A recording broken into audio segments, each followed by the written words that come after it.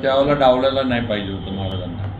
खरं म्हणजे आता महाराष्ट्राचे मुख्यमंत्री म्हणून बघितलं तुम्हाला जात होतं त्या काळात. म्हणजे महाराजांनी जर काँग्रेस सोडली नसती आणि राष्ट्रवादी जर महाराष्ट्राला गेले नसते तर एखाद्या वेळेस महाराजांचं नाव मुख्यमंत्री पदासाठी पण त्यावेळेला काँग्रेसनं पुढे केलं असतं. कारण महाराज आणि विलासराव देशमुख ही दोघंच हे होते त्यावेळेला. आणि तसं थोडं विलासराव देशमुख साहेबांना महाराज सिनियर होते आणि शेवटी मग मराठा राजकारण इमेज क्लीन काहीच आरोप नाही. महाराजांनी तो निर्णय त्यावेळेला घेतला पवार साहेबांच्या प्रेमाखातर. पण नंतर जे काय थोडंफार जिल्ह्यात वगैरे राजकारण झालं त्यामुळं महाराजांना जे डावललं गेलं त्याची खंत तर कायम आहे.